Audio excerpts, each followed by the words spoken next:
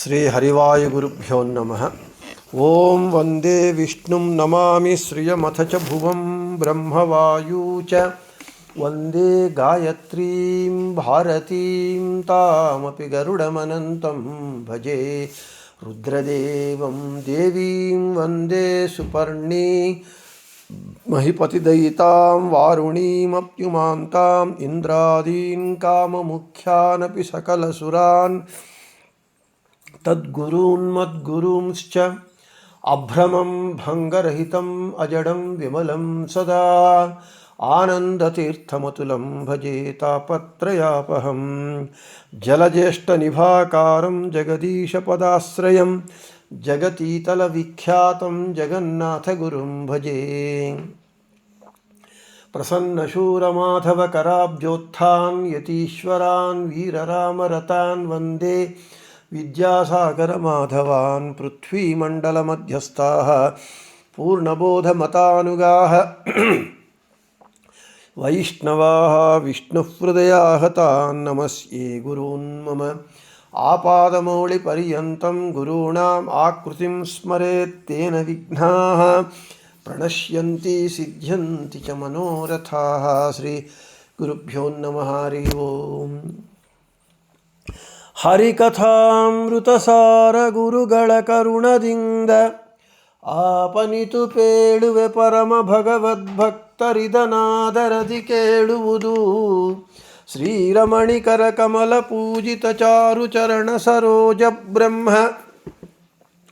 ಸಮೀರವಾಣಿ ಫಣೀಂದ್ರವೀಂದ್ರ ಭವೇಂದ್ರ ಮುಖ ವಿನುತ ನೀರಜ ಭವಾಂಡೋದಯ ಸ್ಥಿತಿ ಕಾರಣನೆ ಕೈವಲ್ಯದಾಯಕ ನಾರಸಿಂಹನೆ ನಮಿಪೆ ಕರುಣಿಪುದೆ ಮಗೆ ಮಂಗಳವ ಭೂಸಲಿಲ ಶಿಖಿ ಪವನ ಭೂತಾಕಾಶದೊಳಗೈದೈದು ತನ್ಮಾತ್ರ ಸಹಿತ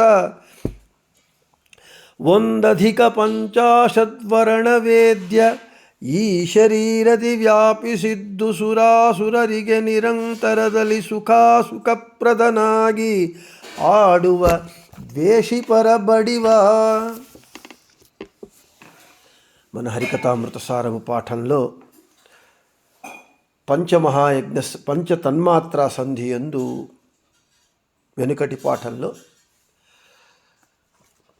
మొదటి పద్యాన్ని చెప్పుకోవడం జరిగింది.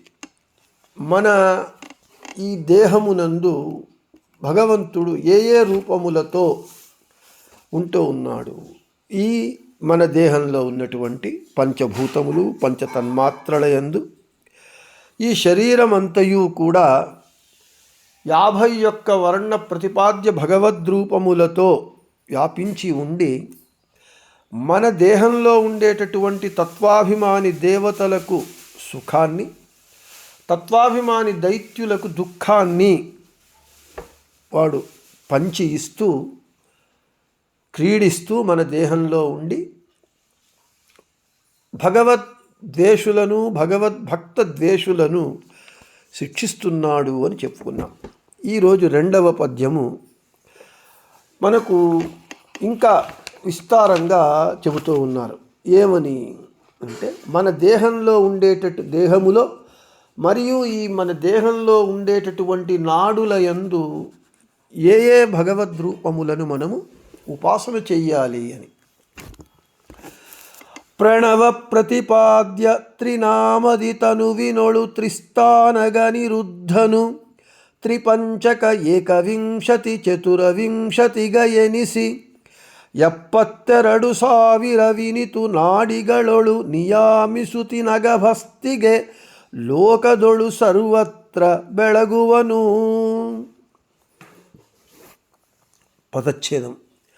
ప్రణవ ప్రతిపాద్య త్రినామది తనువినోಳು త్రిస్థానగ అనిరుద్ధను త్రిపంచక ఏకవింశతి చతురవింశతిగ ఎనిసి 72,000 ಇನಿತು 72,000 ವಿನಿತು ನಾಡಿಗಳೊಳು ನಿಯಾಮಿಸುತಿನಗಭಸ್ತಿಗ ನಿಯಾಮಿಸುತ ಇನ ಗಭಸ್ತಿಗ ಲೋಕದೊಳು ಸರ್ವತ್ರ ಬೆಳಗುವನು. ఇక ప్రతిపదార్థం ప్రణవ అంటే ఓంకారం. అకార ఉకార మకారములతో కూడుకున్నటువంటి ఓంకారము. ఓంకారముచే ప్రతిపాదింపబడేటటువంటి భగవంతుడు త్రినామది. అకార ఉకార మకార వర్ణములతో క్రమంగా విశ్వ తైజస ప్రాజ్ఞ నామములతో విద్యమానుడై తనువినుడు మన ఈ స్థూల దేహమునందు త్రిస్థానగా 3 స్థానములయందు ఉంటున్నాడు. నేత్రము, కంఠము మరియు హృదయము. అనిరుద్ధను, ఈ అనిరుద్ధనామక భగవంతుడు త్రిపంచక 15 రూపములచే, 21 21 రూపములచే, చతుర్వింశతిగా కేశవాది 24 రూపములచే ఉన్నాడు అని ప్రసిద్ధుడై మన దేహంలో ఉండేటటువంటి 72,000 నాడిగళులు 72,000 నాడులయందు, మన దేహగత నాడులయందు ఇనితు ఇంతవరకు చెప్పిన విధంగా ఉంటూ నియామిసుత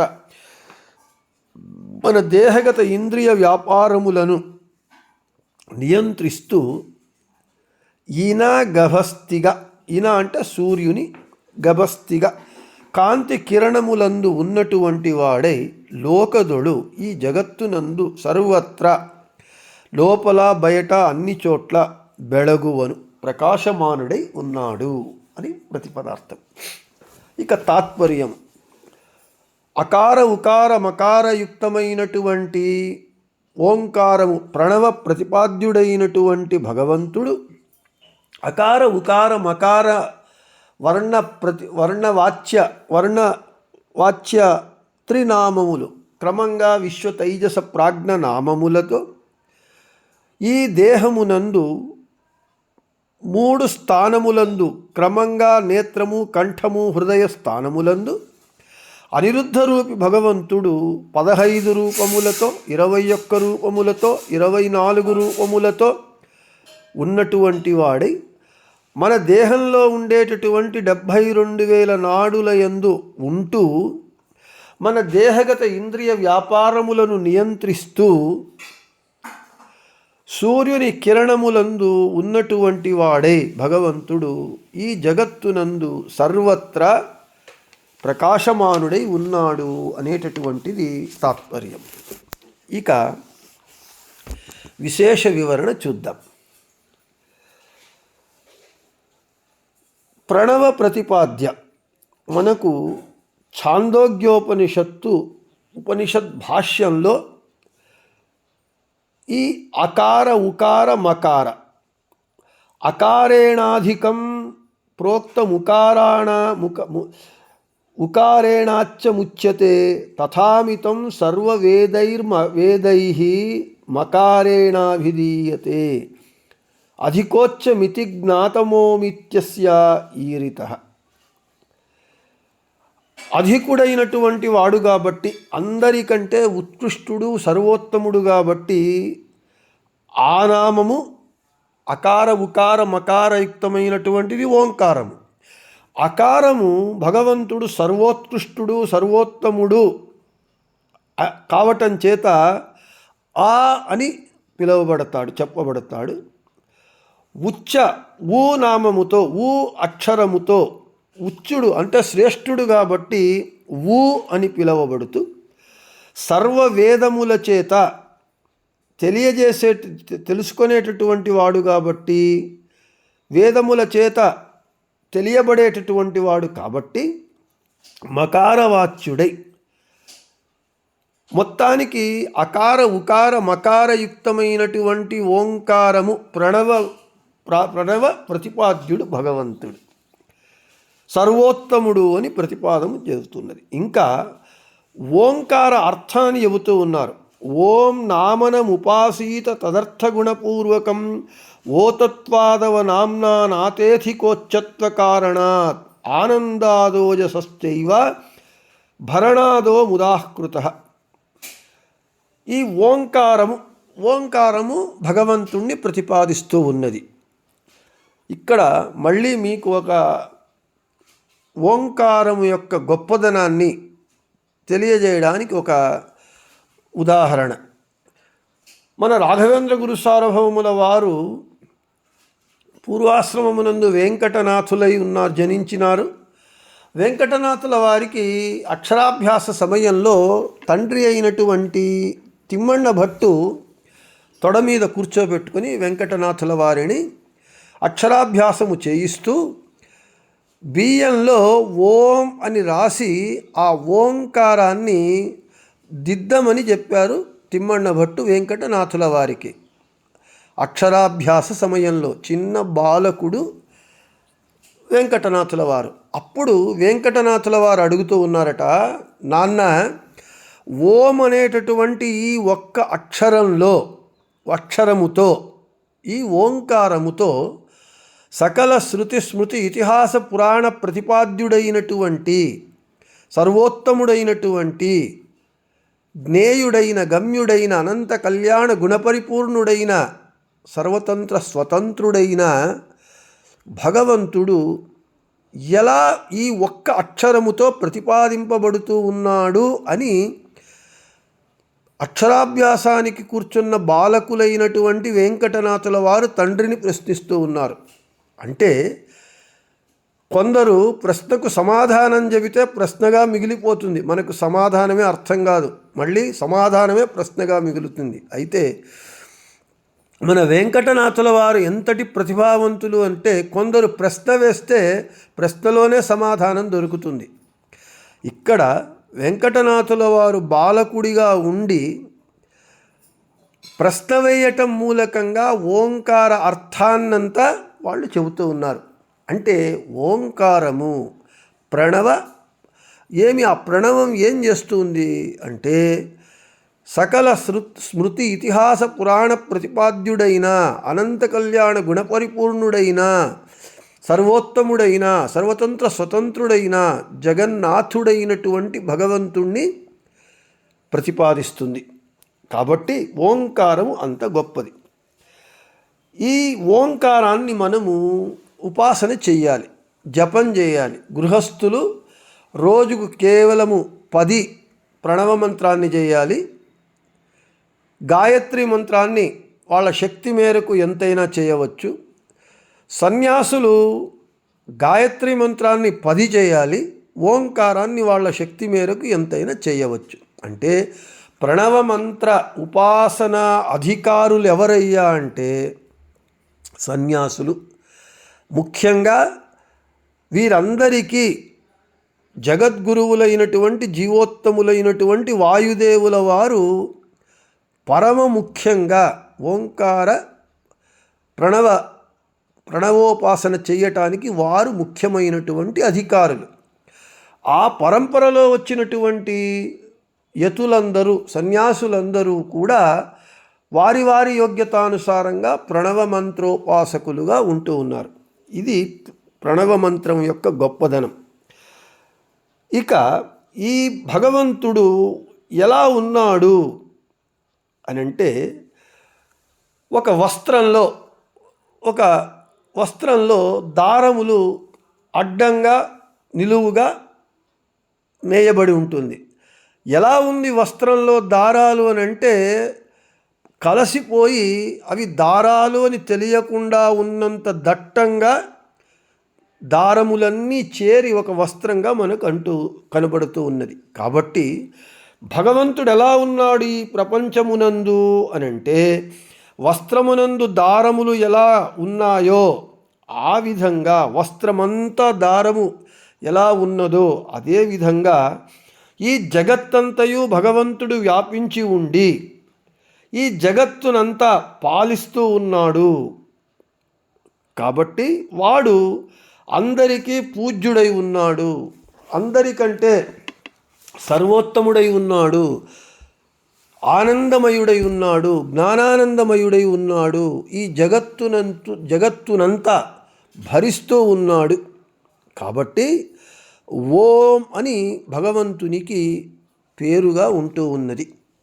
అంటే ఒక ఓం అనేటటువంటి అక్షరము ఎంత మహిమాన్వితమైనటువంటిది, ఏ విధంగా, అందుకే ఓంకారము అన్నింటికీ మూలంగా ఉంటూ ఉన్నది. అటువంటి ఓంకార ప్రతిపాద్యుడు, అదే చెబుతూ ఉన్నారు, ప్రణవ ప్రతిపాద్య. ఓంకార ప్రతిపాద్యుడైనటువంటి భగవంతుడు త్రినామది. చూడండి, త్రినామది, 3 నామములతో ఉంటూ ఉన్నాడు అని చెబుతూ ఉన్నారు.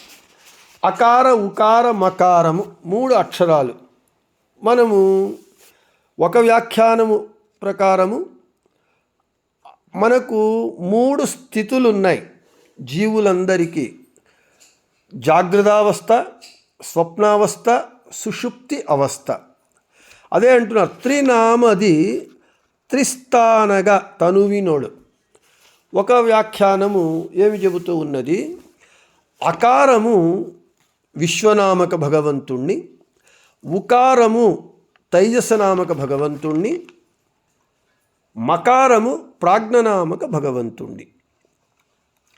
ఇక్కడ మనకు మన దేహంలో అకార వాచ్య భగవంతుడు విశ్వనామకుడు. ఈ విశ్వనామక భగవంతుడు తనువినోడు త్రిస్థానగా, మన దేహమునందు 3 స్థానములందు. ఒకటి విశ్వనామక భగవంతుడు, అకారవాచ్య భగవద్రూపము విశ్వ. ఈ విశ్వనామక భగవంతుడు మన కుడి కన్ను తుది భాగంలో ఉంటూ జాగ్రత్తావస్థ ప్రేరకుడై, మనమందరూ జాగ్రత్తావస్థలో మెలకువ ఉన్నప్పుడు చేసేటటువంటి అన్ని పనులను నియంత్రిస్తూ ఉంటాడు విశ్వనామక భగవంతుడు. అదే విశ్వనామక భగవంతుడు ఉకారవాచ్య భగవద్రూపమైనటువంటి తైజసనామకుడై త్రిస్థానగా మన దేహంలో ఉండేటటువంటి కంఠములో ఉండి మన స్వప్నావస్థను నియంత్రిస్తూ ఉంటాడు. మనకు ఏ ఏ స్వప్నములు పడాలి, ఏవి అనేటటువంటి ఆ స్వప్నావస్థలో మనలను నియంత్రిస్తూ ఉంటాడు తైజసనామక భగవంతుడై కంఠమునందుండి. అదే భగవంతుడు మకారవాచ్యుడై ప్రాజ్ఞనామకుడై, ప్రాజ్ఞనామక భగవంతుడై మన హృదయములో ఉండి సుషుప్తి అవస్థ, గాఢమైనటువంటి నిద్రావస్థను నియంత్రిస్తూ ఉంటాడు. అదే ఓం ప్రణవ ప్రతిపాద్య త్రినామది విశ్వ తైజస ప్రాజ్ఞనామముతో మన దేహంలో త్రిస్థానగా నేత్రము, కంఠము, హృదయం. జాగ్రత్తావస్థ యందు మనము ఎంత మెలకువగా ఉన్నా ఈ పని నేను చేస్తాను అని మనం అనుకున్నా మనం చేయలేం. ఎందుకంటే మనము అస్వతంత్రులము, వాడు స్వతంత్రుడు. సర్వతంత్ర స్వతంత్రుడైనటువంటి విశ్వనామక భగవంతుడు మన కుడి కన్ను తుది యందు ఉండి మన చేత జాగ్రత్తావస్థ యందు ఏ పనులను చేయించాలో వాడు అది మాత్రమే చేయిస్తాడు, కానీ మనం అనుకున్నది మనకు జరగదు. అందుకే ఎన్నో మార్లు మనం అనుకున్న పనులు నెరవేరవు. మనం అనుకోని పనులు చెయ్యలేము, అనుకున్న పనులు చేస్తూ ఉంటాము. చేయగలము అనుకున్నటువంటి పనులు చేయలేకపోతూ ఉంటాం. ఇది విశ్వనామక భగవంతుడు కుడి కన్ను యందు చివరి భాగంలో ఉండి జాగ్రత్తావస్థను నియంత్రిస్తే, ఇక తైజసనామక భగవంతుడు ఉకార వర్ణవాచ్య ప్రతిపాద్య భగవంతుడు తైజసనామక భగవంతుడు మన కంఠంలో ఉండి స్వప్నములు పడేటట్లుగా చేస్తాడు. అందరికీ మంచి కలలు కనాలనే ఉంటుంది, ఎవనికి చెడు కలలు కనాలని ఎవడు అనుకోడు. అయినా మన ప్రమేయం లేకుండా చెడు కలలు వస్తూ ఉంటాయి, మంచి కలలు వస్తూ ఉంటాయి. కాబట్టి ఆ స్వప్నావస్థలో మన యొక్క కర్మానుసారంగా, మన యొక్క స్వభావానికి అనుగుణంగా ఏ స్వప్నములు పడాలి అనేటటువంటి దానిని నియంత్రించేటటువంటి వాడు తైజసనామక భగవంతుడు మన కంఠంలో ఉంటాడు. ఇక నిద్ర, అదే భగవంతుడు హృదయంలో ప్రాజ్ఞనామక భగవంతుడిగా ఉండి మనకు మంచి నిద్రని ఇస్తాడు. అంటే ఏ విధమైనటువంటి ఆటంకాలు లేకుండా సౌండ్ స్లీప్ అంటాం మనం, అన్డిస్టర్బ్డ్ సౌండ్ స్లీప్. ఏ గురక లేదు, ఏది లేదు, ఏ కలలు గనము, అంత విరామ సమయం అంటే అంత స్లీపింగ్ మోడ్కి వెళ్ళిపోయి ఉంటుంది. అన్నీ సైలెంట్ మోడ్, స్లీపింగ్ మోడ్, అన్నీ నిద్రపోతూ ఉంటాయి. మనకు గాఢమైన మంచి నిద్ర పడుతుంది. ఆ మంచి నిద్ర పట్టాలి అన్నా మనము పొందలేం. మనం బలవంతంగా ఏసీలో పండుకొని సైలెంట్, తర్వాత ఏ శబ్దాలు వినబడకుండా సౌండ్ ప్రూఫ్ రూములో పండుకున్నా నిద్ర రాదు. అయితే నిద్ర రావాలి అని మనకు ఉంటే ఒక సామెత ఉన్నది తెలుగులో, చింతలేనమ్మకు సంతలో నిద్ర అని. కాబట్టి ఆ ప్రాజ్ఞనామక భగవంతుడు మన హృదయంలో ఉండి మనకు మంచి నిద్రను ఇస్తే మనకు నిద్ర వస్తుంది, లేకపోతే రాదు. నిద్రమాత్రలు వేసుకున్న ఇది సర్వతంత్ర స్వతంత్రుడైనటువంటి భగవంతుడు మన దేహంలో 3 స్థానములందు కన్ను, కంఠము, హృదయము, విశ్వ తైజస ప్రాజ్ఞనామక భగవంతుడై ఈ వ్యాపారాలు చేస్తూ ఉంటాడు. ఇది త్రిస్థాన త్రినామ. ఇక మనకు ఈ మన ఇంకొక వ్యాఖ్యానకారుల వారు ఈ విషయాన్ని ఇంకా హృద్యంగమంగా వర్ణిస్తూ ఉన్నారు. మనకు ఏ 3 నామములతో, ఏ నామములతో మన లింగదేహమునందు, అనిరుద్ధ దేహమునందు, ఈ స్థూల దేహమునందు ఏ రూపములతో భగవంతుడు ఎన్నెన్ని రూపములతో ఉన్నాడు, ఎవడు ప్రణవ ప్రతిపాద్యుడైన భగవంతుడు అనేటటువంటి విషయము చెప్పుకుంటూ పోతే ఇంకా ఒక 15 నిమిషాలు 20 నిమిషాలు పడుతుంది. కాబట్టి దాని వివరాలను రేపు చెప్పుకుందామని చెబుతూ శ్రీకృష్ణార్పణమస్తు, మధ్యేశార్పణమస్తు. అందరికీ శుభమస్తు.